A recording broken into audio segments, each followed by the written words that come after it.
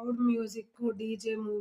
Music, film theatre music, ಮತ್ತು ಮದುವೆ ಮನೆಗಳಲ್ಲಿ ಹೆವಿ ಮ್ಯೂಸಿಕ್ ಕಡೆ ಎಳೆ ಮಕ್ಕಳನ್ನ ಕರ್ಕೊಂಡು ಹೋಗ್ತಾ ಇರೋದು ತುಂಬ ಸೂಕ್ತ.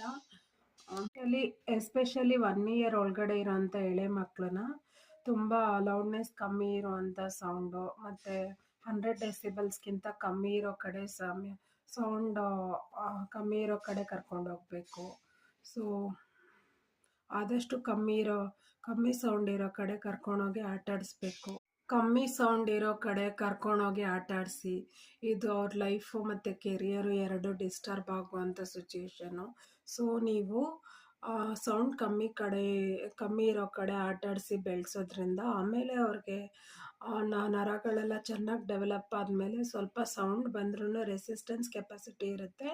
ಸೊ ಅದಕ್ಕೆ ಅಂತ ಸ್ವಲ್ಪ ಏಜ್ ಕಳಿಯೋವರೆಗೂ ಒಂದು 3-4 ಇಯರ್ಸ್ ಬರೋವರೆಗೂ ಅವ್ರಿಗೆ ಕೆಪಾಸಿಟಿ ಕಲ್ಟಿವೇಟ್ ಆಗೋವರೆಗೂ.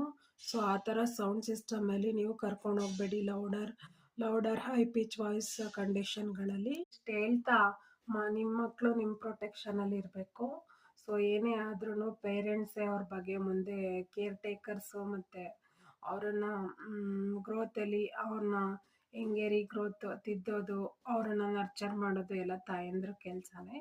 ಸೊ ಆದಷ್ಟು ಮಕ್ಕಳನ್ನ ಯಾವ್ಯಾವ ಥರ ಸಾಕಬೇಕು ಆ ಥರ ಸಾಕೋದಕ್ಕೆ ಪ್ರಯತ್ನ ಪಡಿ. ಇದೊಂದು ಬೆಸ್ಟ್ ಎಕ್ಸಾಂಪಲ್ಲು. ಸೊ ಸೌಂಡ್ ಇರೋ ಕಡೆ ಮಕ್ಕಳನ್ನ ಕರ್ಕೊಂಡೋದ್ರೆ ಏನಾಗುತ್ತೆ ಅಂತ ಒಂದು ಸಿಚುಯೇಷನ್ ಕೆಲವೊಂದು ಕಡೆ OPDಸಲ್ಲಿ ನೋಟಿಸ್ ಆಗಿದೆ. ಸೊ ಮಕ್ಕಳ ಬಗ್ಗೆ safe and care and protection ತಗೊಳ್ಳಿ. ಸೊ ಅವರು ಗ್ರೋತ್ ಆದಮೇಲೆ ಸೌಂಡ್ ಡೆಸಿಬಲ್ ಇರೋ ಕಡೆ ಕರ್ಕೊಂಡೋಗಿ. ಇದಾಗಿತ್ತು ನನ್ನ ಈ ದಿನದ vlog. So take care of your child and protection and self care.